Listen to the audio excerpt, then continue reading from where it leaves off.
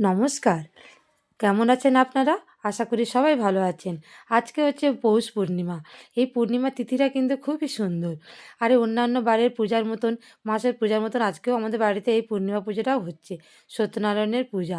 এই সকালবেলা আমি সমস্ত কাজকর্ম সেরে নিয়ে স্নান-টান করে ঠাকুরঘরে চলে এসেছি।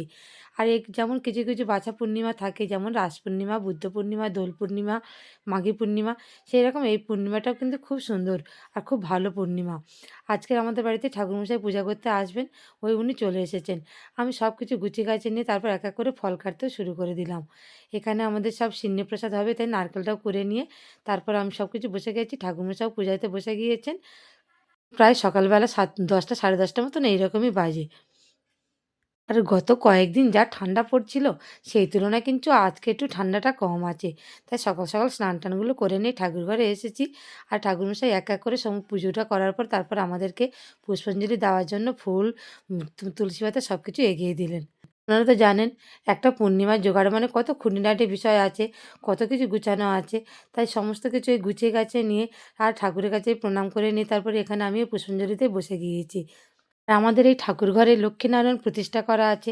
প্রতি পূর্ণিমাতে এখানে কিন্তু সত্যনারায়ণের পূজাটা হয় আর সিন্নি প্রসাদ হয়। আর এই দেখুন পাড়া থেকে কিছু, কিছু বাচ্চারা সবাই চলে এসেছে পূজার জিনিস নেওয়ার জন্য। আর এই হচ্ছে সেই আমাদের স্পেশাল ঘন্টু, পাশের বাড়ির একটা বাচ্চা। আমাদের পুষ্পাঞ্জলি দেওয়ার পরে ঠাকুরমশাই কিন্তু আরতি করতে শুরু করে দিলেন। এই ঘন্টু আমার হাসব্যান্ডের কোলেই বসে আছে। আর বসে, বসে ঠাকুরের এই আরতিটা দেখছে। শাঁখ ঘণ্টা বাজানো হচ্ছে, সবাই দেখছে আবার এই সবাইকে এই পঞ্চপ্রদীপের তাপটাও দেওয়া হলো। আর এই ঘন্টুর মাথাতেও দেওয়া হলো। আমার ছুটকি আছে, সবাই আছে। আর এই পঞ্চপ্রদীপের তাপ, কর্পূরের তাপ এটা কিন্তু খুব ভালো। আর এইটুকুনি পুচকে দেখেছেন কেমন বাইরে বসে আছে? তারপর ঠাকুরমশাই সমস্ত পূজাটা কমপ্লিট করে নিলেন। আর উনি নারায়ণ নিয়ে আসেন। তাই নারায়ণ একটু রেখে দিয়ে ওনাকে একটু চা করে দেওয়া হলো। উনি খেয়ে নিচ্ছেন। তারপরে একটু পরে উনি ডালাটা নাড়িয়ে দিয়ে চলে যাবেন নারায়ণ নিয়ে। তখন কিন্তু আমি ভোগ প্রসাদগুলো ভাঙবো, ডালা ভাঙবো, সবাইয়ের মধ্যে প্রসাদটা বিলি করব। হিন্দু ঘরের বাঙালি মেয়েরা এইসব পূজা অর্চনাগুলো কিন্তু আমাদের রক্তের সঙ্গে মিশে আছে। এই যে কোনো পূজা অর্পণ করতে কিন্তু খুব ভালো লাগে। পূজার আয়োজনগুলো জোগাড়গুলো করতে খুবই ভালো লাগে। তাই আমি এই কালী পূজা, লক্ষ্মী পূজা, জগদ্ধাত্রী পূজা যে কোনো পূজাতেই কিন্তু নিজে অংশগ্রহণ করতে থাকি। আর আমার মন দিয়ে প্রাণ দিয়ে সেগুলো করতেও খুব ভালো লাগে। এতে আমাদের মনের পবিত্রতাও রক্ষা পায়, সংসারের মঙ্গল হয়, এটাই আমাদের বিশ্বাস। সত্যনারায়ণের সিন্নিতে আমাদের অনেকগুলো ডালা করতে হয়। ৯ রকম, ৭ রকম, ৫ রকম, ৩ রকম, ২ রকম, ১ রকম। পূজা কমপ্লিট করে এই ঠাকুরমশাই নারায়ণ নিয়ে চলে গেলেন। ওনাকে কিন্তু শাঁখ ঘণ্টা বাজিয়ে আর ওনারে দক্ষিণা দিয়ে ঠাকুরমশাইকে কিন্তু আমরা একটু এগিয়ে দিচ্ছি। এটাই নিয়ম। ঠাকুরমশাই নারায়ণ নিয়ে যতক্ষণ না বাড়ির বাইরে চলে যাবেন, ততক্ষণ কিন্তু শাঁখ ঘণ্টা বাজিয়ে ওনাকে আমাদের এগিয়ে দিতে হবে। এই আমাদের বাড়িতে শাশুড়ি, শ্বশুরমশাই যখন বেঁচে ছিলেন, এইভাবে কিন্তু আমরা সবকিছু শিখে এসেছি। বাড়ির বাইরে হওয়া না হওয়া পর্যন্ত এইভাবে শাঁখ বাজিয়ে নারায়ণকে আমরা এগিয়ে দিই। এবার এক, এক করে সমস্ত পাড়ার বাচ্চারা সবাই চলে এসেছে। সবাইকে কিন্তু আমি এই সিন্নি প্রসাদ বিলি করে দিচ্ছি। এই সমস্ত পাড়ার সব বাচ্চারা সবাই চলে এসেছে, বড়রাও আছে। সবাই কিন্তু এই সিন্নি প্রসাদটা খেতে কিন্তু খুব ভালোবাসে। ঠাকুরের পূজার জিনিস যেকোনো কিন্তু সব কিছু ভালো। আর এই দেখুন ঘন্টু, সেই পুচকে ঘন্টু ও আবার বাটি নিয়ে এসেছে যে, "আমার পূজার জিনিস দাও, সিন্নি দাও।" দেখেছেন তো ঘন্টু হচ্ছে খুব একবার এনজয় করে। খুব হাসির ছেলে।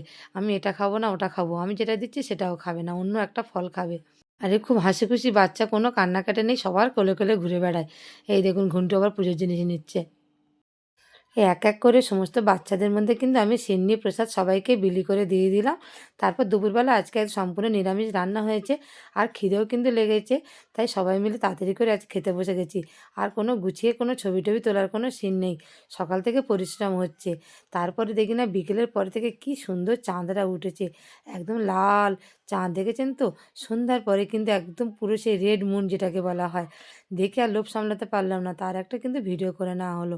একেবারে সেই সুন্দর স্বর্ণালী সন্ধ্যার মতন একদম গোল চাঁদ আর সেই রকম অপূর্ব সুন্দর। দেখেছেন তো? এরকম লাল চাঁদ কিন্তু আগে কোনো সময় দেখা যায়নি। আজকে কিন্তু এটা একটা বিরল। পৌষ পূর্ণিমা বলে কথা, পৌষ মাসের পূর্ণিমা। তাই খুব সুন্দর লাগছে কিন্তু এই রেড মুনটাকে।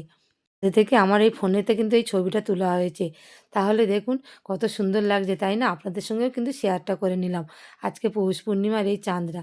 তাহলে আমার ভিডিওটি কেমন লাগলো? ভিডিওটি ভালো লাগলে সবাই কিন্তু একটা লাইক করবেন আর কমেন্ট করবেন। আর পেজটিকে ফলো করে পাশে থাকবেন। আপনাদের সঙ্গে দেখা হচ্ছে আবার নতুন কোনো ভিডিও নিয়ে। ধন্যবাদ।